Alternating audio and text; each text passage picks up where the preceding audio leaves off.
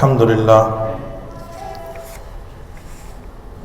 للہ رب العالمین والعاقبۃ للمتقین والصلاة والسلام علی سید الانبیاء والمرسلین خاتم النبیین رحمۃ للعالمین شفیع المذنبین سید الاولین والآخرین عالم الاولین والآخرین امام الاولین والآخرین الذی کان نبیا وآدم بین الماء والطین وعلی آلہ واصحابہ وذریاتہ واہل بیتہ واحبابہ واولیاء ملتہ اجمعین اما بعد فاعوذ باللہ من الشیطان الرجیم بسم اللہ الرحمن الرحیم وما ارسلناک الا رحمۃ للعالمین وقال الآخر کنتم خیر امۃ اخرجت للناس صدق اللہ العظیم ان اللہ وملائکتہ یصلون علی النبی یا ایہا الذین آمنوا صلوا علیہ وسلموا تسلیما اللہم صل علی سیدنا و مولانا محمد وعلى آل سيدنا ومولانا محمد معدن الجود والكرم وعلى آله وأصحابه وذرياته وأهل بيته وأحبابه وأولياء ملته أجمعين۔ تمام طرح کی حمد و ثنا اللہ رب العزت کے لیے جو تمام عالمین کا پروردگار ہے، خالق و مالک و رازق ہے، اور لاکھوں کروڑوں درود پاک جناب محمد مصطفیٰ احمد مجتبیٰ علیہ تحیت و ثنا پر جو رحمت للعالمین ہیں۔ سامعین محترم، ہمارا کچھ دنوں سے جو موضوع چل رہا تھا وہ حضور علیہ الصلاۃ والسلام کے مناقب پہ تھا، تو آج ہم اسی سلسلے کو آگے جاری رکھتے ہیں۔ اللہ رب العزت قرآن مجید فرقان حمید میں ارشاد فرماتا ہے وما ارسلناک الا رحمۃ للعالمین، ہم نے آپ کو سارے جہانوں کے لیے رحمت بنا کر بھیجا، یعنی نبی اکرم صلی اللہ علیہ وآلہ وسلم کو اللہ رب العزت نے تمام جہانوں کے لیے رحمت بنا کر بھیجا۔ اور اللہ تعالیٰ فرماتا ہے کنتم خیر امۃ اخرجت للناس، تم بہترین امت ہو جنہیں لوگوں کے لیے نکالا گیا۔ حضور علیہ السلام کی امت کو تمام امتوں سے بہتر فرمایا گیا۔ آگے انشاءاللہ میں احادیث مبارکہ وہ آپ کے سامنے رکھوں گا کہ ہم کتنے خوش نصیب ہیں، کتنے بختوں والے ہیں کہ ہمارے آقا ہمارا ذکر کہاں کہاں کس کس مقام پر کرتے ہیں اور کتنے فخر کے ساتھ کرتے ہیں۔ مرید جو ہے وہ تو اپنے پیر کی عزت کرتا ہی ہے، اور وہ کتنا خوش نصیب مرید ہوتا ہے کہ جس کی پیر لوگوں میں بات کرے، لوگ اسی بات کو لے کر کہ میرے پیر نے میرے متعلق یوں کہا۔ کسی کی والد عزت کر لینا لوگوں، چار لوگوں میں بیٹھ کر کہ جی میرا بیٹا بہت اچھا ہے، تو بچے کا سینہ چوڑا ہو جاتا ہے، میرے والد نے چار لوگوں میں بیٹھ کر میری بڑی عزت افزائی کی۔ کسی مجلس کے اندر بات ہو جائے، ہزاروں کا مجمع ہو، اور اس میں کوئی کہہ دے کہ جناب فلاں آدمی بڑا بہترین ہے، بڑا عزت و اکرام والا ہے، تو وہ پھولا نہیں سمایا جاتا۔ تو وہ امت کتنی خوش نصیب ہوگی کہ جس کا ذکر زبان مصطفیٰ سے ہو رہا ہے۔ فرمایا کنتم خیر امۃ اخرجت للناس، یہ تو اللہ کا کلام ہے، یہ اللہ فرما رہا ہے زبان مصطفیٰ سے۔ اللہ کا کلام زبان مصطفیٰ کہ تم بہترین امت ہو جنہیں لوگوں کے لیے نکالا گیا۔ حضور علیہ الصلوۃ والسلام فرماتے ہیں انا سید ولد آدم یوم القیامت واول من ينشق عنه القبر واول شافع واول مشفع۔ فرمایا کہ اس کے راوی حضرت ابو ہریرہ رضی اللہ تعالیٰ عنہ ہیں، اور جو مسلم شریف میں حدیث ہے، ابو داؤد شریف میں ہے کہ حضرت ابو ہریرہ رضی اللہ تعالیٰ عنہ فرماتے ہیں کہ رسول اللہ صلی اللہ علیہ وآلہ وسلم نے ارشاد فرمایا میں قیامت کے دن آدم کی اولاد کا سردار ہوں گا، میں قیامت کے دن آدم کی اولاد کا سردار ہوں گا۔ وَأَوَّلُ مَنْ يَنْشَقُّ عَنْهُ الْقَبْرُ، اور میں وہ پہلا فرد ہوں گا کہ جس کی قبر کو کھولا جائے گا۔ وَأَوَّلُ شَافِعٍ وَأَوَّلُ مُشَفَّعٍ، فرمایا وہ میں پہلا ہوں گا کہ جو شفاعت کرنے والا ہوں گا اور جس کی شفاعت کو قبول کیا جائے گا۔ میں شفاعت کروں گا اور میری شفاعت کو قبول کیا جائے گا۔ ایک حدیث مبارکہ یہ ہے کہ اللہ رب العزت اس دن یہ فرمائے گا یا محمد ارفع راسک اسأل تعطہ اشفع تشفع، اے محمد صلی اللہ علیہ وآلہ وسلم اپنے سر کو سجدے سے اٹھائیے، مانگیے جو کچھ مانگنا چاہتے ہیں، جس کی شفاعت کرنا چاہیں گے شفاعت قبول کی جائے گی، جو مانگیں گے وہ عطا کیا جائے گا۔ حضور علیہ الصلوۃ والسلام فرماتے ہیں کہ میں اپنے سر کو سجدے سے اٹھاؤں گا اور کہوں گا اے میرے رب مجھے اور کوئی حاجت نہیں ہے، گر حاجت ہے تو مجھے اپنی امت کی حاجت ہے، مجھے اپنی امت کی بخشش کی فکر ہے۔ اللہ فرمائے گا اے میرے محبوب جس کے دل میں یہ 3-4 کیٹیگریز ہیں، 3 دفعہ 4 دفعہ حضور علیہ الصلوۃ والسلام بیٹا آپ اوپر چلے جائیے، یہ بچے کو اوپر بھجوا دیں۔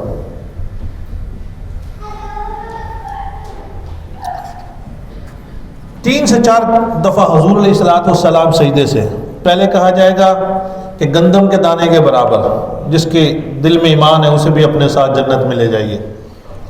حضور پھر سجدے میں چلے جائیں گے، اللہ پھر فرمائے گا آخر یہاں پر بات ہوگی، اللہ فرمائے گا اے میرے محبوب تیرا وہ امتی کہ جس کے دل میں رائی کے دانے کے برابر بھی ایمان ہے تو اسے بھی جنت میں اپنے ساتھ لے جا۔ اب یہاں تو بات رک جانی چاہیے، عام طور پہ بات ہو کہ رائی کا دانہ کتنا ہوتا ہے، کہ رائی کے دانے کے برابر بھی ایمان ہے تو وہ بھی جنت میں جا رہا ہے۔ بات یہیں پہ ختم نہیں ہوتی، میرے آقا فرماتے ہیں میں پھر سجدے میں چلا جاؤں گا، میرا رب کہے گا یا محمد ارفع راسک، اے میرے محمد اپنے سر کو سجدے سے اٹھائیے، مانگیے جو کچھ مانگنا ہے۔ تو حضور فرماتے ہیں میں کہوں گا میرے رب میری یہ خواہش، میری یہ تمنا ہے کہ وہ میرا امتی کہ جس نے پوری زندگی میں صرف ایک مرتبہ دل سے تجھے پکارا ہے اور مجھے پکارا ہے، یعنی تیرا کلمہ پڑھا ہے اور میرا محمد رسول اللہ ہونے کی شہادت دی ہے، جس نے کہہ دیا لا الہ الا اللہ محمد رسول اللہ، میرے مولا مجھے تو نے رحمت للعالمین بنا کر بھیجا ہے، ایک دفعہ بھی اگر اس نے مجھے کہہ دیا تو وہ جہنم میں رہ جائے، میرا رحمت للعالمین ہونے پر سوال اٹھے گا، جس نے ایک مرتبہ بھی دل سے کلمہ پڑھ لیا میرے مولا تو اسے بھی بخش دے، اسے بھی جنت میں بھیج دے۔ اللہ فرمائے گا اے میرے محبوب مجھے اپنی عزت و جلال کی قسم، بعد میں سوال کیجیے گا، سوال لکھ کے لایا کریں۔ اللہ فرمائے گا یہ مجھے پتہ ہے آپ کا سوال یہ ہوگا کہ پھر لوگوں کے عذاب اور اس کا کیا ہوگا، حقوق العباد، یہ وہ لوگ ہوں گے کہ جو جہنم میں جا چکے ہوں گے۔ آپ نے پوری بات سنی نہیں ہے پہلے سے، یہ وہ لوگ ہوں گے کہ جو جہنم سے نکالا کہاں سے جائے گا، جہنم سے نکالا جائے گا۔ یہ وہ لوگ ہوں گے جو شفاعت جن کی ہو چکی ہوگی وہ تو الگ ہوں گے۔ اور یہ بھی بتاتا چلوں کہ رب اتنا کریم ہے، اتنا مہربان ہے، وہ چاہے تو بغیر حساب کتاب کے بھیج دے، ٹھیک ہے نا جی۔ حقوق العباد اپنی جگہ پہ ہیں اس میں بھی، مگر یہ جو ہم احادیث بیان کر رہے ہیں اس کی کچھ اور بات ہے۔ حضور علیہ الصلوۃ والسلام سے سوال کیا گیا، حضرت ابو ہریرہ رضی اللہ تعالیٰ عنہ نے سوال کیا، ترمذی شریف کی حدیث مبارکہ ہے کہ متى وجبت لک النبوۃ، یا رسول اللہ صلی اللہ علیہ وسلم آپ پر نبوت کب واجب ہوئی؟ آپ پر نبوت کب واجب ہوئی؟ آپ کو نبوت کب ملی؟ فرمایا وآدم بین الروح والجسد، جب آدم علیہ السلام ابھی روح اور جسم کے درمیان میں تھے، میں اس وقت بھی نبی تھا۔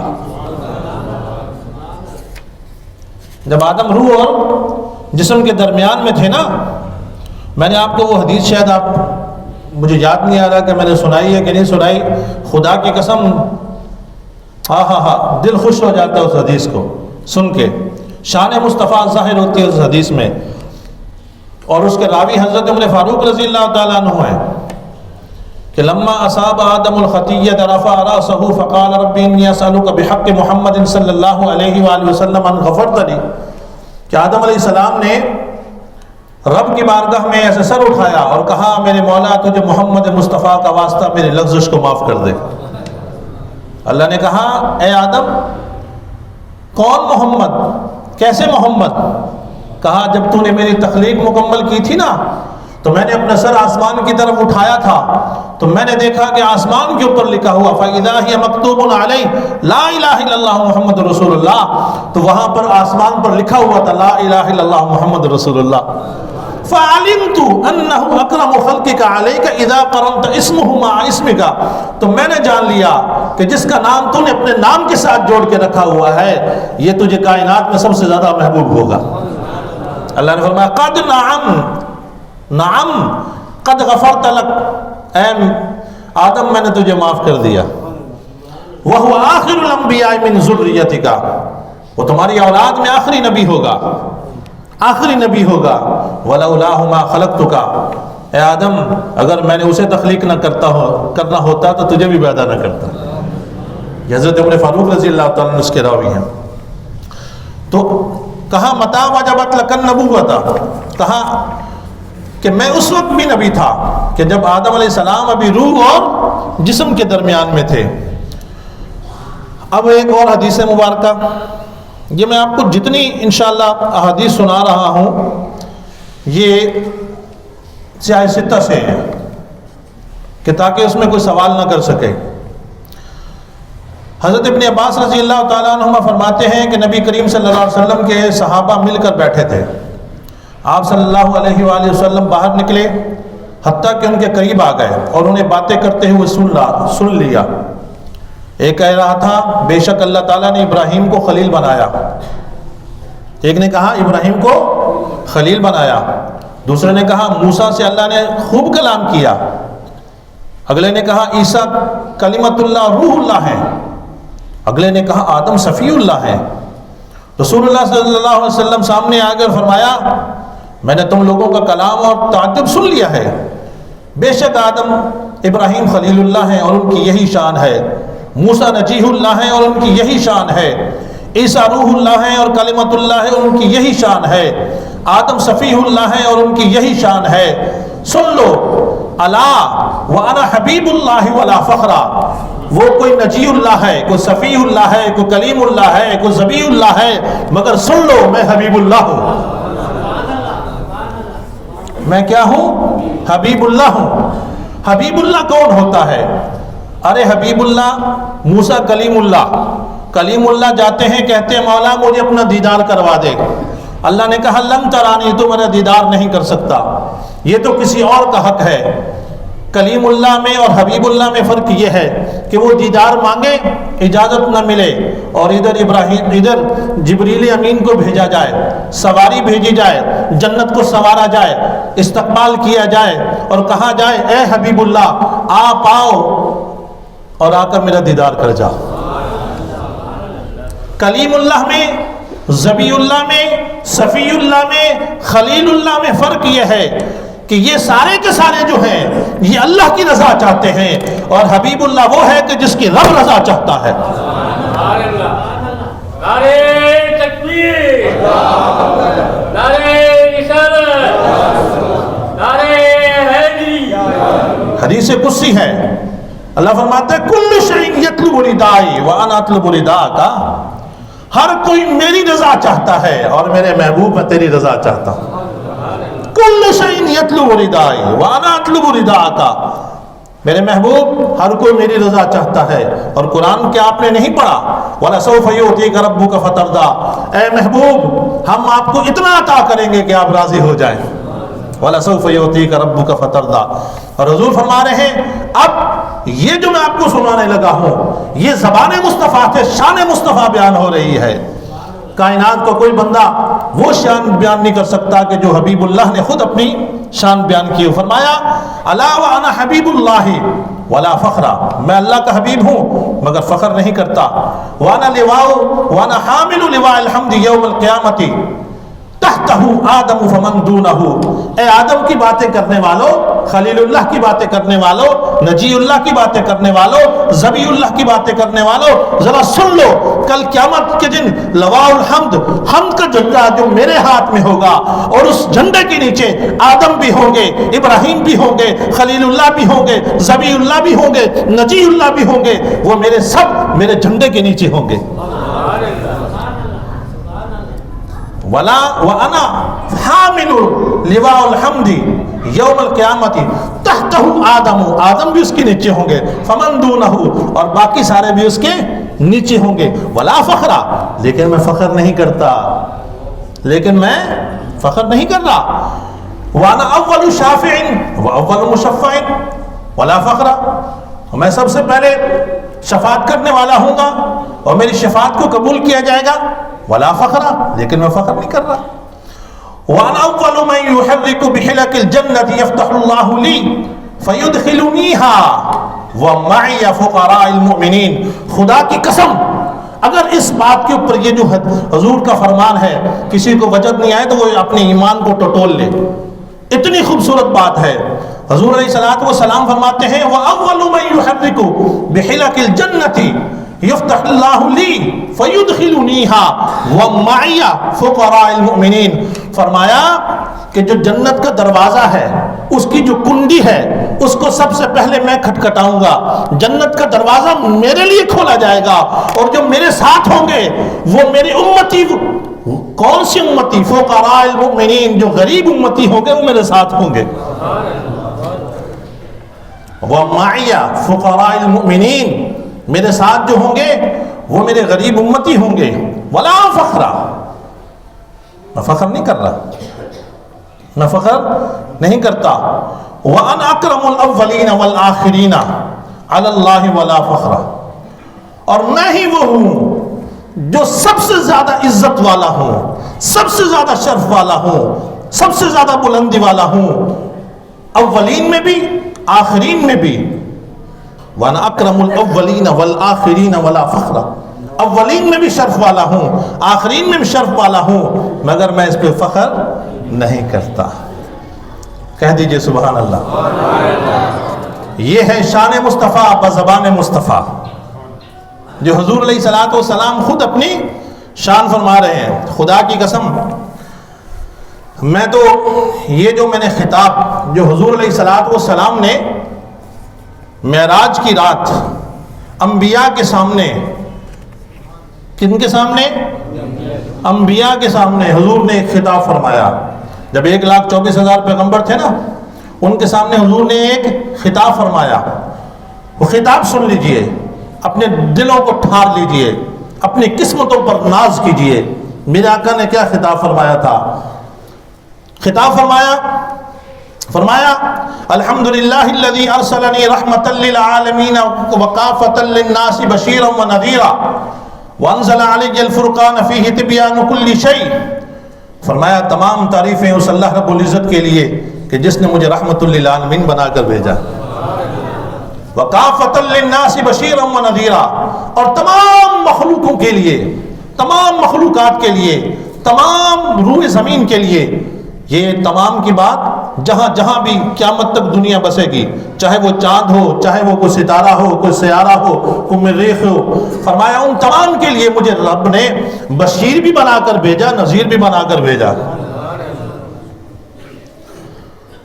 اگلی بات وانزل علی الفرقان، اور مجھے فرقان عطا کیا، قرآن عطا کیا، فیہ تبیان کل شیء، جس میں اولین و آخرین کی، ہر خشک و تر کی ہر چیز اس میں موجود ہے۔ وہ قرآن مجھے اللہ نے عطا کیا، وہ قرآن مجھے اللہ نے عطا کیا۔ یہ خطاب ذرا سنیے گا، کس سے ہو رہا ہے؟ کس سے ہو رہا ہے؟ انبیاء سے۔ 1,24,000 پیغمبر ہیں ان کے سامنے، اور اس میں نقابت کون کر رہا ہے یہ بھی آج آپ کو بتا دوں۔ نقیب ہوتا ہے نا، نقیب محفل، کہ وہ نقابت کر رہا ہوتا ہے۔ اس محفل کی جو 1,24,000 پیغمبروں سے حضور خطاب فرما رہے ہیں، اس کے نقیب محفل حضرت ابراہیم خلیل اللہ تھے۔ اچھا جی، حضور نے فرمایا وَجَعَلَ أُمَّتِي خَيْرَ أُمَّةٍ أُخْرِجَتْ لِلنَّاسِ۔ کسی کو امت کے نام سے سمجھ آئے تو وہ سبحان اللہ کہہ دے۔ دیکھیے گا حضور نے اپنی امت کا انبیاء کے سامنے کتنی دفعہ ذکر کیا۔ وَجَعَلَ أُمَّتِي خَيْرَ أُمَّةٍ أُخْرِجَتْ لِلنَّاسِ وَجَعَلَ أُمَّتِي وَسْطًا وَجَعَلَ أُمَّتِي هُمُ الْأَوَّلِينَ وَالْآخِرِينَ۔ کتنی دفعہ ذکر کیا؟ کتنی مرتبہ؟ ذرا بول دیجئے۔ 3 دفعہ۔ پہلی دفعہ فرمایا وَجَعَلَ أُمَّتِي خَيْرَ أُمَّةٍ أُخْرِجَتْ لِلنَّاسِ، مجھے ایسی امت عطا کی گئی کہ جو تمام امتوں میں سے سب سے بہترین امت ہے۔ اخرجت للناس، اسے لوگوں کی ہدایت کے لیے نکالا گیا۔ وجعل امتی وسطن، اور مجھے درمیانی امت عطا کی گئی۔ درمیانی جو چیز ہوتی ہے وہ بڑی خوبصورت ہوتی ہے، جو نہ زیادہ، مثال کے طور پہ کسی کا قد بہت زیادہ لمبا ہو، کسی کا قد بہت چھوٹا ہو، ایک بندہ درمیانہ ہو، وہ سب سے زیادہ حسین و جمیل لگتا ہے۔ یعنی فرمانا یہ تھا کہ مجھے وہ امت عطا کی گئی کہ جو سب امتوں میں سب سے خوبصورت امت ہے۔ اور اگلی بات وَجَعَلَ أُمَّتِي هُمُ الْأَوَّلِينَ وَالْآخِرِينَ، میری امت وہ ہے کہ جو اولین میں بھی سب سے بہترین امت ہے، آخرین میں بھی سب سے بہترین امت ہے۔ اس کا ایک اور مطلب یہ ہے وَجَعَلَ أُمَّتِي هُمُ الْأَوَّلِينَ وَالْآخِرِينَ، میری امت سب سے پہلی امت بھی ہے، میری امت سب سے آخری امت بھی ہے۔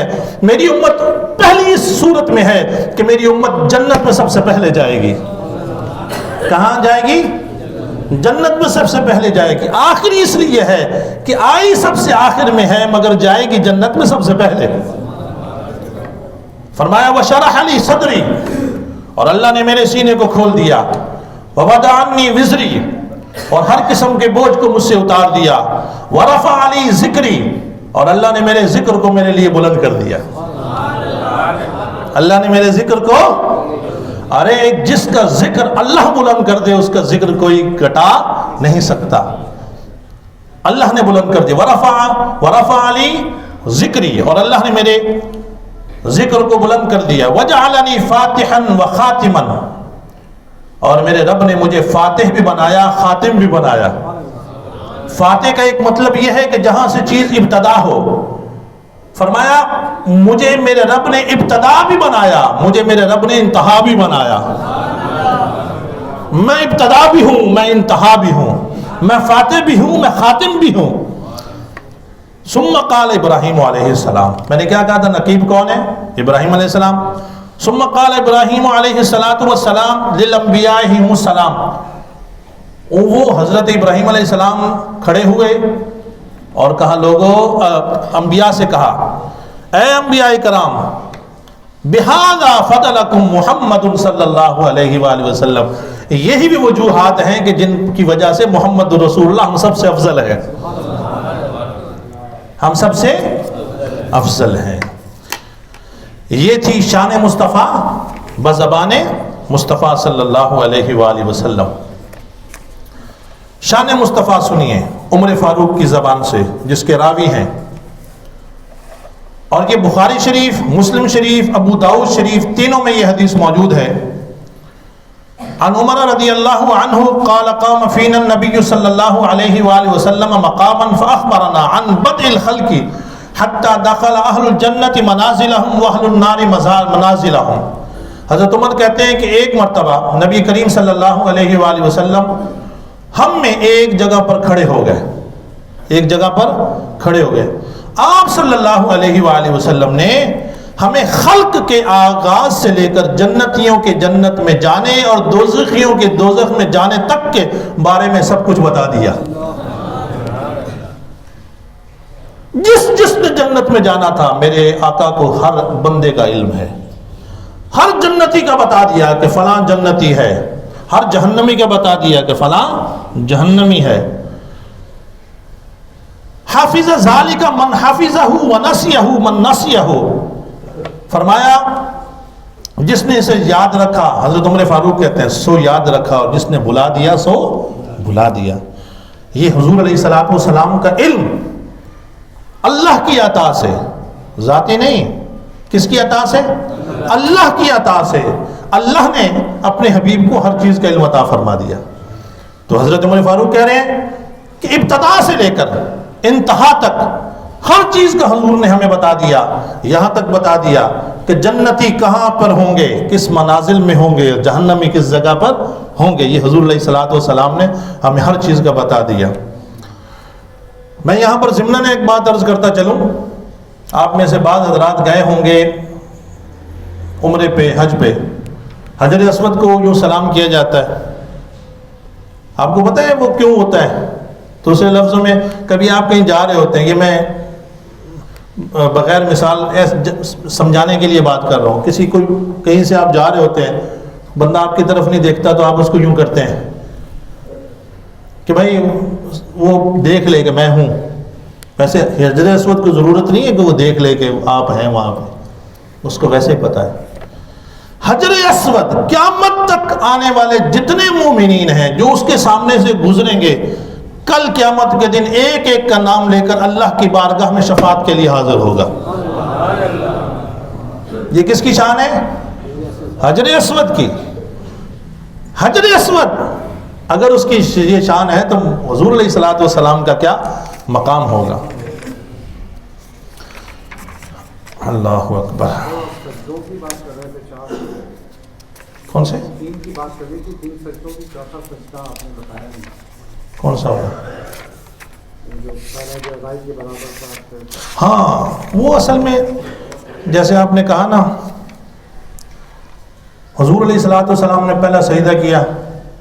آپ فرما رہے ہیں کہ وہ میں نے آپ کو بتایا کہ آغاز یہاں سے شروع ہوا. وہ جو دانہ ہوتا ہے نا، گندم کا دانہ، سب سے پہلے مکئی کے دانے کے اوپر کہ جس کے دل کے میں مکئی کے دانے کے برابر بھی ایمان ہے وہ جنت میں چلے جائے. پھر دوسرا یہ ہے کہ جس کے دل کے اندر گندم کے دانے کے برابر ہے وہ چلا جائے. پھر یہ ہے کہ وہ شخص جس کے دل میں رائی کے دانے کے برابر ایمان ہے وہ چلا جائے. تو یہ اس طریقے سے ترتیب میں نے حدیث کو مختصر کر کے آپ کو بتایا. جس نے چوتھا وہ کہ جس بندے کے نے زندگی میں ایک دفعہ لا الہ الا اللہ محمد رسول اللہ کہہ دیا اس کو بخش دیا جائے. حضور علیہ الصلوۃ والسلام اپنے وصال سے کچھ دن پہلے حضور تشریف لے گئے احد کے جو شہداء ہیں ان کے مزار کے اوپر، اور وہاں جا کر حضور علیہ الصلوۃ والسلام نے فاتح خوانی کی. فاتح خوانی کرنے کے بعد حضور علیہ الصلوۃ والسلام واپس پلٹے. ایک پتہ یہ چلا کہ قبروں کے اوپر فاتحہ خوانی کرنا یہ حضور علیہ الصلوۃ والسلام کی سنت ہے. حضور نے فاتحہ خوانی وہاں کی. فاتحہ خوانی کرنے کے بعد غالباً محققین یہ کہتے ہیں کہ یہ جو حضور کا خطبہ تھا جو بھی میں آپ کو بتانے لگا ہوں، یہ حضور علیہ الصلوۃ والسلام کا آخری خطبہ تھا.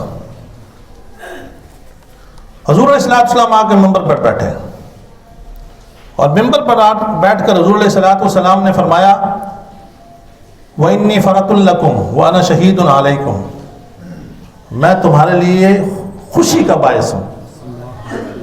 کس کا باعث ہوں؟ یعنی میری ذات تمہارے لیے خوشی کا باعث ہے.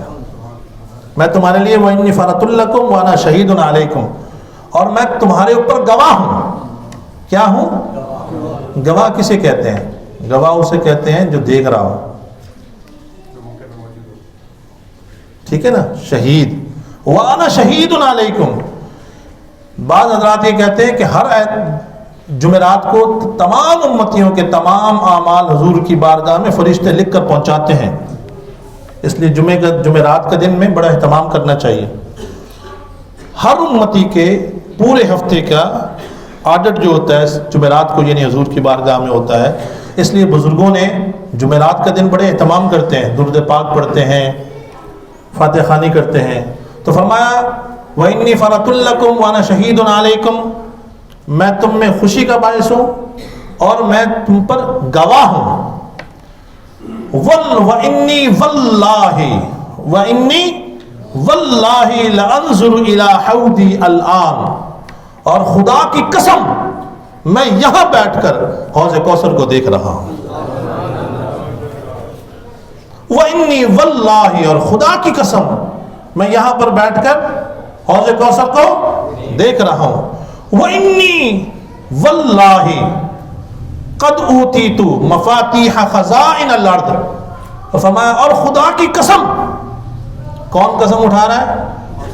آپ صلی اللہ علیہ وسلم۔ فرمایا وَإِنِّي وَاللَّهِ قَدْ أُوتِيتُ مَفَاتِيحَ خَزَائِنَ الْأَرْضِ، اور خدا کی قسم مجھے زمین کے تمام خزانوں کی کنجی عطا فرما دی گئی، مجھے زمین کے تمام خزانوں کی کنجی عطا فرما دی گئی ہیں۔ وَإِنِّي وَاللَّهِ لَا خَافُ عَلَيْكُمْ أَن تُشْرِكُوا مِن بَعْدِي وَلَكِنِّي أَخَافُ عَلَيْكُمْ أَن تُنَافَسُوا۔ بخاری شریف، مسلم شریف میں حدیث جو دیکھنا چاہے دیکھ سکتا ہے۔ حضور نے تیسری قسم اٹھائی۔ پہلی قسم کیا تھی کہ خدا کی قسم میں حوض کوثر کو ابھی اسی وقت بیٹھے ہوئے دیکھ رہا ہوں۔ دوسری قسم اٹھائی خدا کی قسم مجھے زمین کے تمام خزانوں کی کنجیاں عطا کر دی گئیں۔ کنجیاں کیوں عطا کی جاتی ہیں؟ اس لیے عطا کی جاتی ہیں کہ اپنی امتیوں کو جیسے مرضی جاؤ تقسیم کرتے جاؤ۔ اللہ یعطی وانا قاسم، اللہ یعطی، حضور نے فرمایا نا اللہ یعطی، میرا رب مجھے عطا کرتا ہے اور تقسیم کرنے والا میں محمد رسول اللہ ہوں۔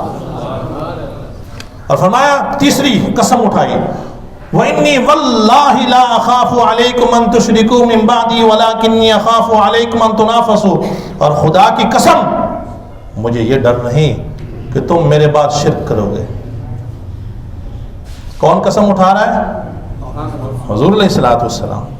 خدا کی قسم مجھے یہ ڈر نہیں کہ تم میرے بعد شرک کرو گے، گر مجھے ڈر ہے تو یہ ہے کہ تم مال کی محبت میں پڑ جاؤ گے۔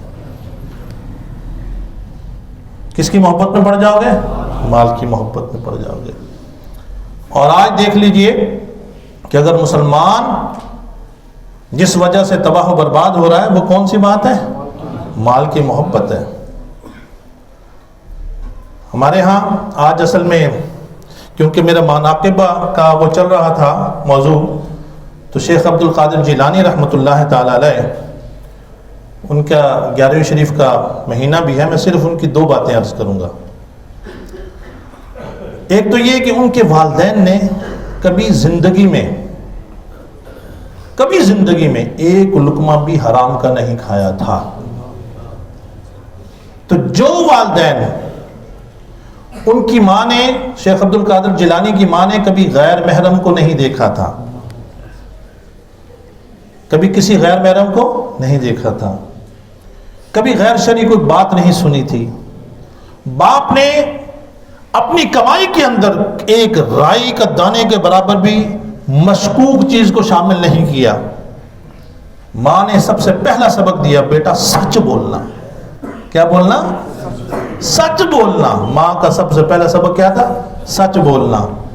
پھر وہی شیخ عبد القادر جیلانی بنے کہ جن کے درس میں ایک ایک وقت میں، مگر شیخ عبد القادر جیلانی ایسے نہیں بنے، 91 سال کی عمر، 25 سال پڑھے، 25 سال سفر کر کے لوگوں کو اسلام کی تبلیغ کرتے رہے، ویرانوں میں رہے، عبادت و ریاضت کرتے رہے۔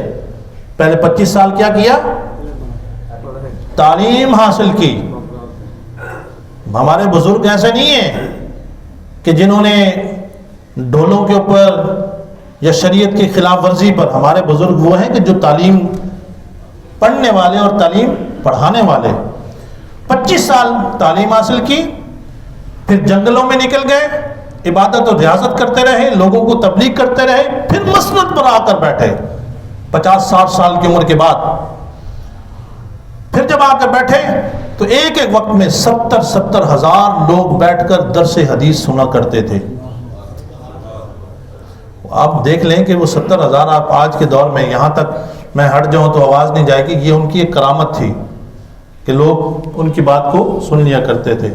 میری نظر میں جہاں پہ بھی کہتا ہوں، مجھے ان کی جو سب سے بڑی کرامت نظر آئی، باقی کرامتیں تو بہت سارے لوگوں سے ہو سکتی ہیں، مجھے جو سب سے بڑی کرامت نظر آئی جب میں نے یہ پڑھا کہ صلاح الدین ایوبی جو لشکر لے کر فلسطین کو فتح کرنے کے لیے جاتا ہے، تو وہ جو لشکر کوئی عام لشکر نہیں ہوتا، اس لشکر کے اندر غوث اعظم شیخ عبد القادر جیلانی کے 70,000 اسٹوڈنٹ ہوتے ہیں، 70,000 شاگرد ہوتے ہیں۔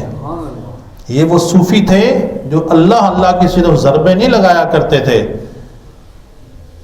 ساتھ لوگوں کو